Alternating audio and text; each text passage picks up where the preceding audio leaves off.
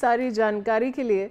And now viewers, more breaking news coming in. Now the Rashtriya Lok Morcha led by Rajya Sabha MP Upendra Kushwaha released a list of 6 candidates for the upcoming Bihar Legislative Assembly elections 2025. The party has announced 6 candidates across different districts for the state polls. I have my... Alright, so viewers, now we're going to try and connect with my correspondent for more details. But I just want to tell you that this is of course a very, very big announcement that has been made. The Rashtriya Lok Morcha, as I was telling you, led by Rajya Sabha MP Upendra Kushwaha, has released a list of 6 candidates for the upcoming Bihar Legislative Assembly elections in 2025. Now, of course, viewers, all eyes are on the Bihar elections. It's of course a very, very election time is of course a very, very exciting time. We all want to know what's going to be happening, and now this big move has come. The party has announced 6 candidates across different districts for the state polls. And viewers, now I have my colleague Raghavendra Nath Mishra joining me. Raghavendra, what more details can you get our viewers? जी बिल्कुल, तो देखिए बिहार चुनाव की सरगर्मी काफी तेज है और इसी बीच आज जो है डिप्टी सीएम सम्राट चौधरी का नामांकन भी है, जिसको लेकर तैयारियां पूरी हैं। और वहीं आपको बता दें कि सम्राट चौधरी नामांकन दाखिल करने के बाद एक विशाल जनसभा को भी संबोधित करेंगे, जो ईदगाह मैदान में होगा, और इसकी तैयारियां पूरी हो चुकी हैं। और इसमें कई दिग्गज नेता देखने को मिल सकते हैं, जैसे कि बीजेपी प्रदेश अध्यक्ष दिलीप जायसवाल भी शामिल होंगे, वहीं केंद्रीय मंत्री ललन सिंह भी शामिल होंगे। तो कहीं न कहीं शक्ति प्रदर्शन करने की भी पूरी तैयारी है, ताकि ये संदेश दिया जा सके कि किस तरीके से एनडीए ने तैयारी की है। वहीं एनडीए की बात हुई है तो देखिए जमुई सांसद अरुण भारती भी सभा में मौजूद रहेंगे।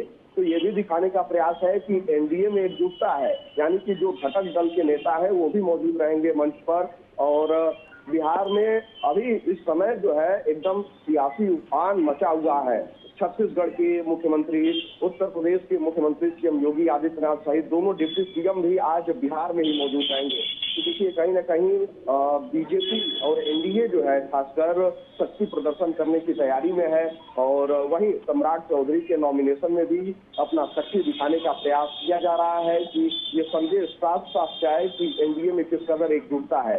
वहीं अगर सीएम योगी आदित्यनाथ की भी बात करें तो देखिए रामकृपाल यादव की जो जनसभा होगी उसको संबोधित करेंगे, और इसके बाद सहरसा जाएंगे, यानी कि दानापुर और सहरसा दोनों जगह पर सीएम योगी की जनसभा है। और इसके साथ ही साथ डिप्टी सीएम ब्रजेश पाठक भी बिहार में ही मौजूद रहेंगे, डिप्टी सीएम केशव प्रसाद मौर्य भी बिहार में ही मौजूद रहेंगे, शाजापुर में रहेंगे। तो देखिए कहीं न कहीं सबकी अब ड्यूटी लगा दी गई है। वहीं आंध्र प्रदेश के डिप्टी सीएम भी मौजूद रहेंगे। देखिए बीजेपी शासित जो भी राज्य है वहां के मुख्यमंत्री, उप मुख्यमंत्री अब बिहार चुनाव की तैयारियों में जुट गए हैं। जी राघवेंद्र, बने रहिए मेरे साथ, मैं वापस आऊंगी आपके पास। Now viewers, there is more breaking news coming in. Deputy chief minister Samrat Chaudhary will file his nomination from the Tarapur constituency in the Bihar Assembly elections in 2025. He arrived by helicopter in his ancestral village of Lakhanpur, where a crowd of supporters gathered to welcome him. Now, the state BJP chief Dilip Jaiswal has made a statement on the Bihar elections 2025. He states that the list of candidates for 101 seats have been released. NDA is the first alliance that released its seat sharing numbers and the list of candidates. He states that there are conflicts going on in the Mahagathbandhan and no decision has been made until now. Let's listen in to what else he had to say.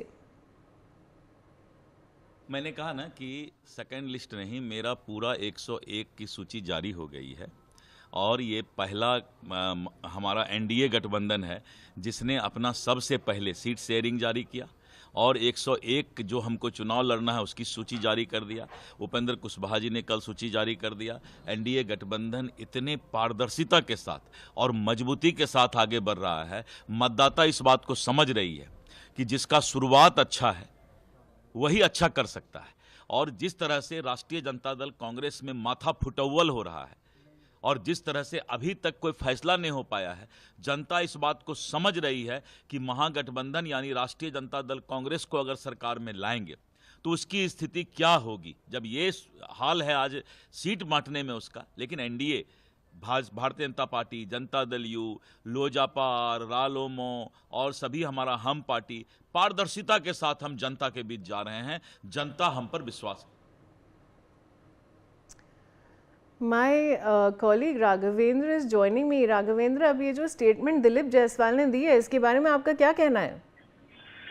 देखिए, दिलीप जायसवाल ने साफ तौर पर इस बात को कहा कि देखिए, एनडीए में जो फूट की बातें चल रही हैं वो कहाँ नजर आता है। हमने सबसे पहले सीट शेयरिंग की घोषणा की कि हम 101 पर लड़ रहे हैं, जदयू 101 पर लड़ रही है, उनकी सीटें जो है चिराग पासवान के खाते में 6 सीटें, उपेंद्र कुशवाहा के खाते में 6 सीटें जो है जीतन राम मांझी के खाते में। और सबसे पहले हमने सभी सीटों पर उम्मीदवारों की घोषणा कर दी, यानी कि 101 सीटें जो बीजेपी के खाते में गई थी, उन तमाम सीटों पर प्रत्याशियों का नाम सामने आ गया।